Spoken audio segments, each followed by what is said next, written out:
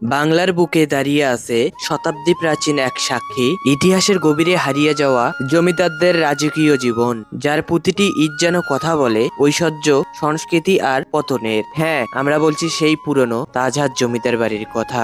আসসালামু আলাইকুম, আমি আবির। আজকে যাচ্ছি রংপুরের এক অনন্য প্রাসাদ তাজহাট জমিদার বাড়িতে। চলুন দেখে নেই ইতিহাস, সৌন্দর্য আর রহস্যে মোড়া এই জমিদার বাড়ির গল্প। রংপুর শহর থেকে মাত্র 4 কিলোমিটার দূরেই তাজহাট এলাকায় অবস্থিত এই জমিদার বাড়ি। সবুজে ঘেরা ইতিহাসে মোড়ানো এই রাজপ্রাসাদ যেন শত বছর আগের বাংলার স্মৃতি নিয়ে এখনো দাঁড়িয়ে আছে অভিভাবকের মতো। তাজহাট জমিদার বাড়ির প্রতিষ্ঠাতা ছিলেন হাজী মোহাম্মদ সাজ্জাদ আলী। তিনি ছিলেন কাশ্মীরের একজন মুসলিম রত্ন ব্যবসায়ী। 18 শতকের শেষ দিকে বা 19 শতকের শুরুতে তিনি কাশ্মীর থেকে রংপুরে চলে আসেন। তার ব্যবসার মূল রত্ন ছিল দামি রত্ন ও গহনা, বিশেষ করে হীরা, পান্না, নীলা ইত্যাদি। বলা হয় তার বিশাল রত্ন ভাণ্ডার ও অলংকার বিক্রির অর্থেই এই রাজকীয় প্রাসাদের নির্মাণ শুরু হয়। তার এই রত্ন ভাণ্ডারের কারণেই এই স্থানের নামকরণ করা হয় তাজহাট। তাজ মানে মুকুট বা রত্ন, আর হাট মানে বাজার। তাজহাট জমিদার বাড়ি নির্মাণশৈলী ছিল ইউরোপীয় প্রভাবের অনুপ্রাণিত। এই প্রাসাদ নির্মিত হয়েছিল মূলত ইট, চুন, সুরকি, মার্বেল ও পাথরে। সবচেয়ে আকর্ষণীয় অংশ ছিল সাদা ইতালিয়ান মার্বেল দিয়ে তৈরি 31টি সিঁড়ি, যা কলকাতা থেকে আনা হয়েছিল।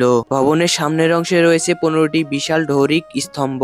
পুরনো প্রাসাদটি ইউ আকৃতির, আর মাঝখানে ছিল একটি পোড়ায়া। চত্বর জুড়ে ছিল বাগান, ফুলের গাছ, ফলের গাছ আর বিশাল পুকুর। সব মিলে এক জমকালো রাজপ্রাসাদ। ব্রিটিশ শাসনামলে এই প্রাসাদটি ছিল জমিদারি প্রশাসনের কেন্দ্র।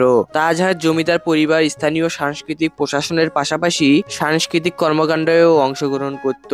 তবে 1950 সালে জমিদারি উচ্ছেদ আইনের পর জমিদারি অবসান ঘটে। এরপর এই রাজবাড়ি দীর্ঘদিন পরিত্যক্ত অবস্থায় পড়ে থাকে। ধীরে ধীরে প্রাসাদের অনেক অংশই ক্ষয়প্রাপ্ত হয়, হারায় প্রাচীন আসবাবপত্র ও অলংকার। 2005 সালে বাংলাদেশ সরকার তাজহাট জমিদার বাড়িকে সরকারি জাদুঘরে রূপান্তরিত করে। এটি এখন বাংলাদেশ প্রত্নতত্ত্ব অধিদপ্তরের অধীনে রংপুরের জাদুঘর হিসেবে ব্যবহৃত হচ্ছে। এখানে সংরক্ষিত আছে 1000 বছরের পুরনো হিন্দু ও বৌদ্ধ ভাস্কর্য, মুসলিম শাসনামলের নিদর্শন, আরবি ও ফার্সি ভাষায় লেখা প্রাচীন কোরআন শরীফ, টেরাকোটা শিল্পকর্ম এবং ভারতের দুষ্প্রাপ্য পাণ্ডুলিপি। প্রচলিত জনসূত্রের মতে প্রাসাদের নিচে ছিল গোপন সুড়ঙ্গ, যা চলে গেছে ঘাঘট নদীর পর্যন্ত। এই সুড়ঙ্গ হয়তো বিপদের সময় পালানোর জন্য ব্যবহৃত হতো, তবে বর্তমানে সেটি বন্ধ করে রাখা হয়েছে নিরাপত্তার সাথে। তাজহাট জমিদার বাড়ি আর শুধু ইট পাথরের প্রাসাদ নয়, এটি আমাদের ইতিহাসের এক জীবন্ত দলিল। এখানে প্রতিটি দেওয়ালে জমিদারদের গল্প, প্রতিটি কারুকাজে এক সময়ের রাজকীয় জীবনের ছাপ। সময় বদলে গেছে, রাজা নেই, রত্ন নেই, কিন্তু ইতিহাস এখনো আছে।